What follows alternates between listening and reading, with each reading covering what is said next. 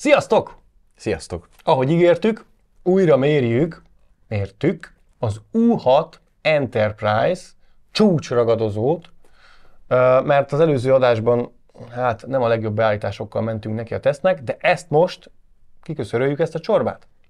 Lévén, hogy le fogjuk törölni az előző videót, hogy eltűnjön a föld felszínéről is, és inkább ez maradjon meg az utókornak, ezért újra elmondjuk azokat az alapvető információkat az AP-ról, amiket érdemes tudni róla. Jelen esetben ez a csúcs kategória, amennyiben Wi-Fi 6-os AP-ról beszélünk, UniFi esetén. Ami egyébként érdekes, mert az előző azonos házban mérettel rendelkező csúcs AP, az a SHD AP volt. UniFi, várjatok csak egy kicsit, mi volt a becsületes neve? ACSHD, igen.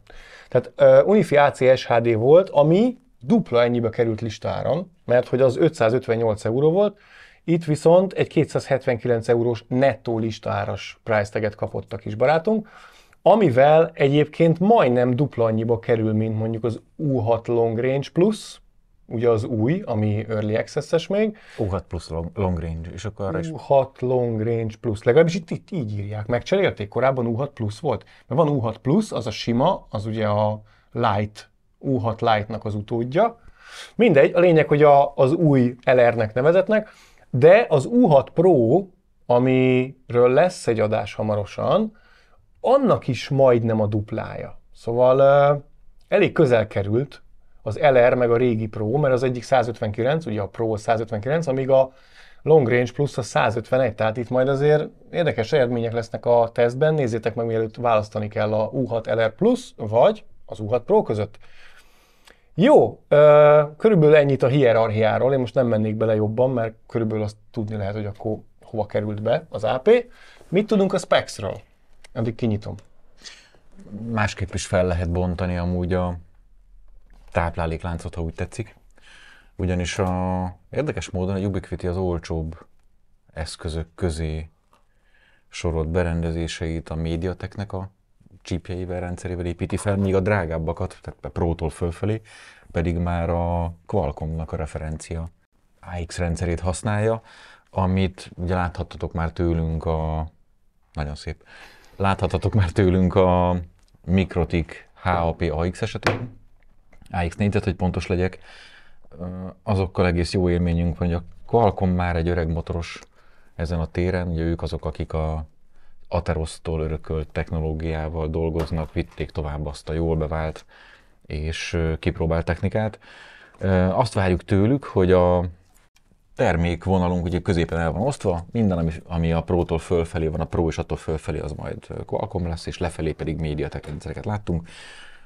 Valamiért az ár címkéken is majd látszódik, meg azt gondoljuk, hogy a teljesítményeken sokat méregettük őket, nem csak a Pro Enterprise-t, hanem az alatta lévő verziókat is, tehát ugye már a korábbi sorozatban az U6-ot láthattátok tőlünk, U6 Lite-ot, illetve most mi már kipróbáltuk a legutóbb még csak unboxing alá vetett Plus Edition-t, ugye U6 Plus és U6 Plus Long Range, vagy U6 Long Range Plus, vagy mondtunk már olyat is, hogy U6 Long Range Plus, meg U6 Plus.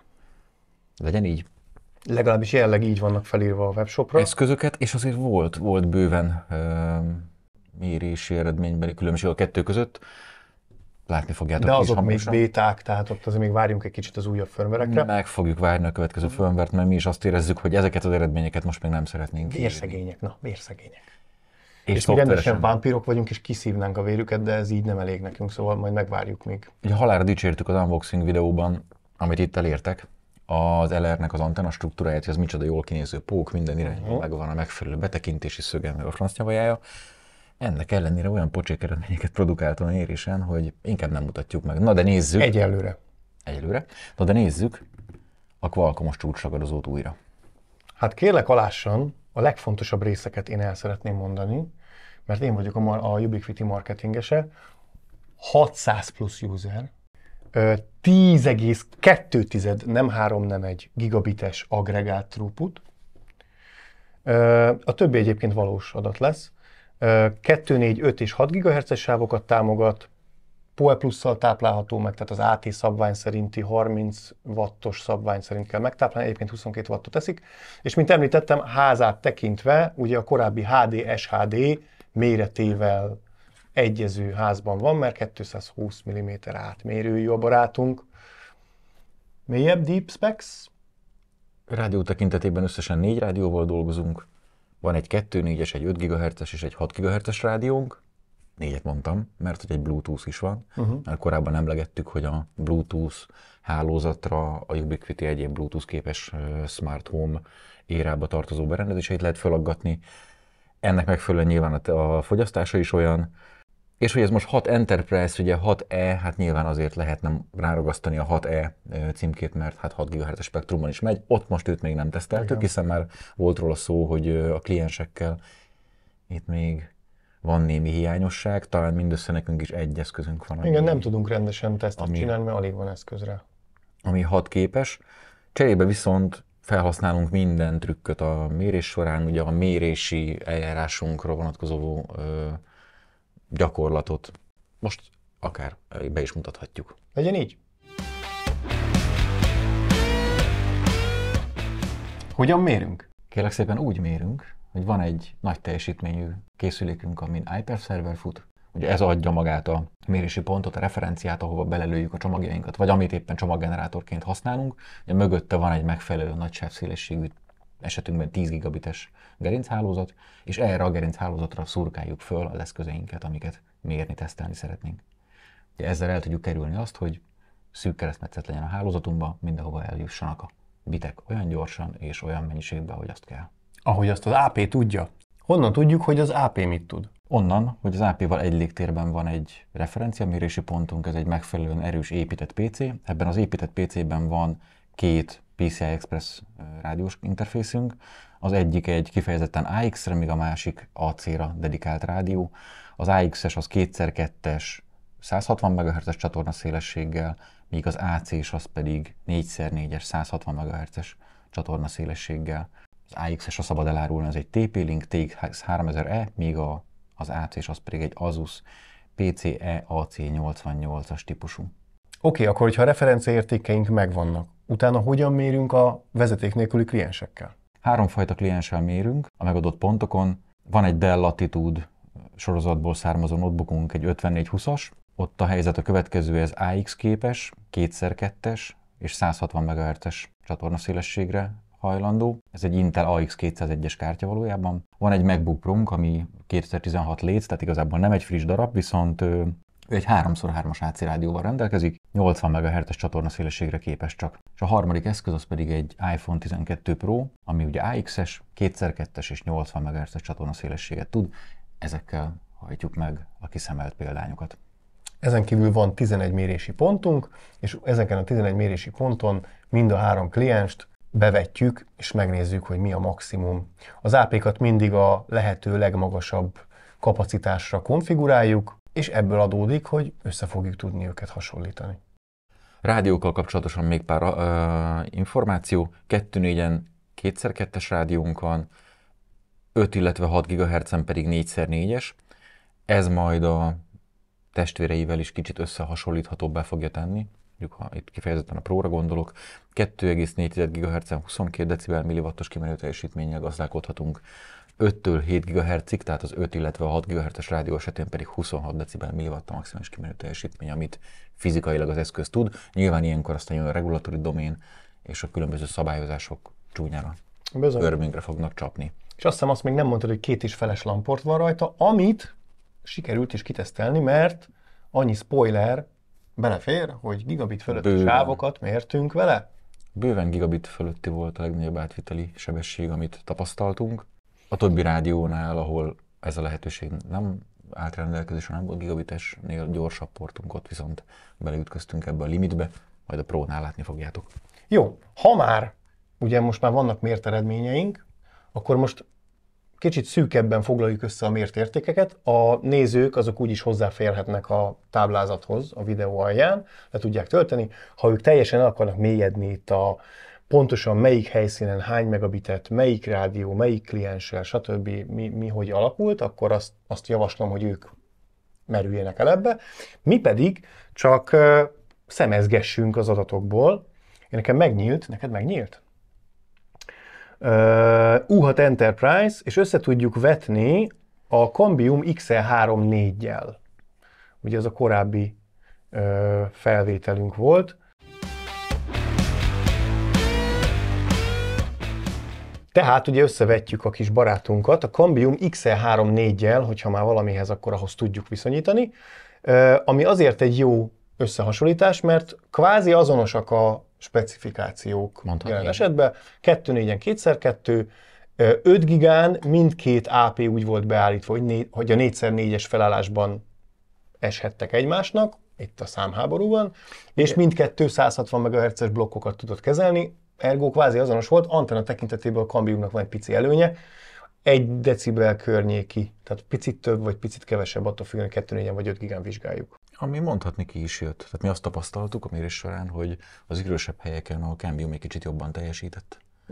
Ahol sok az árnyékolás, messze vagyunk már az AP-tól, az űrösebbek a... Hát meg eleve a Cambium az erősebb, antenna dizájnban jellemzően erősebb, kb. Mindenkinél, akivel itt össze szoktuk vetni. Na de, hát mit mondjak? Nézzük a referenciát szerintem. Nézzük a referenciát. Az mindig egy jó kiinduló pont, ugye ez egy teljesen steril állapot, amikor az AP-ra azzal a Bika PC-nkkel rádörrentünk úgy viszonylag közelről.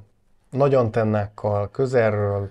Kifejezetten erre a célra kiválogatott kártyákkal, amiket korábban már ismertettünk, hogy micsodák, hogy van egy AC-s és egy AX-es rádiónk erre a célra. Na és itt ugye megverte a Ubiquiti a Cambiumot, mert ő 1550 megabitet tudott feltöltési irányba, és egyébként lefelé pedig 1,1 gigabitet, tehát ez volt az a pont, ahol kimaxoltuk tulajdonképpen az AP-t, és ugye itt ki is jött a 2,5-es lamportnak az előnye. Amíg kevesebb vagy jobb jelszinttel, a Cambiumnál jobb volt a jelszint azonos tekintetben, viszont csak 1270 és 1090 megabitet tudott a Cambium AP kipréselni magából. AC-n ugyanez úgy nézett ki, hogy ott viszont ugye a Cambium picivel többet hozott, mert 1050-et hozott felirányba a Cambium, lefele 999-et a Ubiquiti, és 875-838, hát azt most talán hagyhatjuk is, bár igen, itt elenyészők a különbségek. Jó, viszont ha már csak az első pontba összevetjük, akkor az látszik, hogy egy kicsit ilyen melyik kliensnek melyik fekszik jobban típusú szituációban vagyunk. Hát ez szinte mindig a mérések esetén tapasztalható, sőt, olyat is láttunk, hogy bizonyos klienseknek bizonyos AP-k, bizonyos gyártó AP-i jobban feküdtek. Ezerszer láthattuk a changelogokban ilyeneket például, hogy Ubiquiti is javított már például Apple termékek csatlakozásával, szakadozásával kapcsolatos, vagy sebesség problémáival kapcsolatos hibákat. Tehát biztos vagyok benne, hogy nagyon nehéz dolguk van a gyártóknak, a kliensekkel, azok viselkedésével, a különböző csipek keresztül. És a klienseknek is az AP-kkal valószínűleg. Tehát ez szép dolog ez a Wi-Fi szabvány, aminek az a célja, hogy mindig mindennel kompatibilis legyen, csak hát annak vannak ilyen hátulütői, hogy azért az nem triviális megugrani. Na a lényeg, hogy csak így ezt a szót megint elsüssem. Például a Dellen az a Cambiumnak jobban feküdt, 672/587-et tudott, és körülbelül azonos jelszint mellett a Cambiummal a Dell laptopunk az 489/438. Ez egy tisztességes különbség. De amíg a macOS-nél ott a Cambium teljesített szintén jobban, és igen, és az iPhone-nál is. Amúgy azt tapasztaltuk, ami érdekes, hogy, tényleg? Hogy ahogy messzebb mentünk az AP-któl, úgy kijött a Cambiumnak a rádiós és antenna design előnye. Pont azt, amit az elején is kiemeltem, hogy ahogy messzebb megyünk, zűrös helyekre érkezünk, rossz vételi körülmények közé, ott valahogy kijön az, hogy a Cambiumnak a rádiója és az antenna dizájnja az azért mégiscsak kifinomultabb. Igen, de nagyon érdekes, ugye a kettes mérési pontban, ahol pedig közel vagyunk, tehát kicsit ilyen ideális szenárióról beszéltünk, ott gigabitet csinált a Dell, kvázi, és amíg ugyanez a laptop ugyanezen a helyen a Cambiummal csak 554-et. Tehát itt megint vannak ilyen furcsaságok, de várjál, más a csatorna. Igen. Tehát azért csinált kevesebbet, mert átrómolt a Cambium esetén a rosszabb helyen lévő AP-ra? Vagy azon maradt? Pillanat, elmagyarázom, mi van. Nem kell Na megnézni. mondjad már el. Az van, hogy nem lehet 36-os csatornára beállítani a Cambiumot. De az AP az azonos. Igen, ezt látom, igen, tehát a 2-es AP-hoz volt mindkettő csatlakozva. Ja. Oké, akkor ez csak megzavart. Mit látsz benne, amit így kiszúrsz a táblázatból, amire lehet pár szót ejteni? Amit az elején is fölvezettem, hogy nekem végig az az érzésem volt a Cambium rádiójával kontra U6 Enterprise, hogy a zűrösebb helyeken, ahol már falakon keresztül, folyosón, bezárt ajtó mögött, harmadik falon át kellett kapcsolatot megvalósítani, ott sokkal robosztusabb, kiegyenlítettebb átviteli sebességet hozott. Ott egyszerűen láttuk az eszközökön, hogy tudják a dolgokat. Fölcsatlakoztak, és egy olyan stabil, megbízható egyenletes sávszélességet hoztak. És jobb jelszín mellett. És jobb jelszín mellett is. Ami érdekes, hogy az U6 Enterprise-nál viszont nem mondhatjuk, hogy nem volt stabil a kapcsolat, de lényegesen kisebb sávszélességértékek jöttek ki. Ott, ahol rossz volt a jelszint, viszont ahol meg jó volt a jelszint, ott meg sikerült néha gyalázni a Ott viszont száguldott, igen. Igen, de itt egy jó példa erre, amit mondtál, a 9-es pont, ahol már, nem is tudom, három gipszkartonfal, meg egyéb irodaberendezés van az Hát AP. igen, ez az egyik legrosszabb pontunk, tehát ez egy ilyen utolsó kieső iroda, ahol ritkán is használunk valójában. De még ott is csinált az Enterprise 200 megákat, meg 100 megákat, csak ugyanott a Cambiummal az 460 megabit volt, meg 300. Ráadásul mobillal. Tehát az a nagyon meglepő, hogy egy ócska mobileszközzel, amit a kezünkbe tartva, akár csak besétáltunk oda, nyomtunk egy tesztet, és nem akartunk a szemünknek hinni, mert nem sokkal jobbak a jelszintek. Tehát 20 decibellel jobbak a jelszintek majdnem, vagy bizonyos helyeken közel 20-szal. A Cambium esetén ugyanebben a sok falon keresztül. Tehát igen, amit mondasz, az helytálló, tehát a problémásabb helyeken. Az oktató, az nagyon durva. Bizony. Hát igen, na, ez itt talán látványos. Hát itt van ahol 10-szeres különbség van. Igen, tehát ha a Cambiumnak a mért értékeiket nézzük, akkor ilyeneket lehet elsütni, hogy 330, 300, 198, a legrosszabb érték 137, amíg ugyanezek az értékek úgy néznek ki a másik oldalon a U6 Enterprise-nál, hogy 38 megabit, 43 megabit, 115 megabit, mert 2.4. Mert 2.4, de nem igaz, éppen ez sem igaz, mert a macOS az sikerült fennkapaszkodott ő még az 5 gigán, mínusz 76-os jelszintjével, vagy mínusz 84-es jelszintjével. Ott valahol ott van a ott már kéne mennie. Ott van a nyesés küszöb, tehát jól emlékszem, az Apple-nek a dockségben úgy van, hogy mínusz 75-ös jelszintig próbál rajta maradni az AP-n, ha az alá billen a jelszint, akkor keres és szkennel magának egy másik AP-t. Itt valamiért még úgy döntött, hogy marad az 5 GHz-es rádión. Nyilván ennél fogva jöttek ott ki rosszabb értékek, ugye 2x2-es 2.4-en ráadásul, hát mondjuk a jelszintre nem mondhatjuk, hogy pocsék, de azért nem fényes. Tehát például az iPhone esetén 2.4-en a mínusz 73-as jelszintet én azt annyira nem mondanám kecsegtetőnek, de hát ugye ez egy mobil készülék, ráadásul mindig ugyanazzal a tokkal, ugyanazon a pozíción mérünk vele. Jó, szerintem nem kell ebbe jobban belemenni. A konklúzió az kb. Az, hogy a Cambiumnak a belépő szintű AP-ja az nagyságrendileg hozza többé-kevésbé, itt a Wi-Fi 6-es AP-ra gondolok természetesen, a Ubiquiti-nek a csúcs AP-ját. Ez valahol régen is ilyesmi szituáció volt, ez talán akkor nem is változott. Talán a Cambiumnak azért van egy olyan előnye, hogy szoftveresen konfigurálhatók ezek a rádiók. Tehát ott azért lehet olyat csinálni, hogy ha nincsen 6 gigás kliens, mert még nincs, meg még akár jövőre is csak a kliensek 5%-a se fogja tudni, akkor addig én ezt tudom 5 gigán hajtani ezt a rádiót, nem úgy, mint a Ubiquiti-ben, ahol ott van a 6 gigás rádió, és vár majd éveket, mire jönnek a kliensek hozzá. Sőt, hát támogatott protokollok tekintetében is kifinomultabb és kiforrottabb a Cambium. Ugye a roaming protokollok támogatásában, még ugye a Ubiquiti-nél csak egy csúszkát látunk, hogy enable fast transitions, fast BSS transitions, ugye mindössze egy kiterjesztést jelent, ha jól sejtjük a háttérben.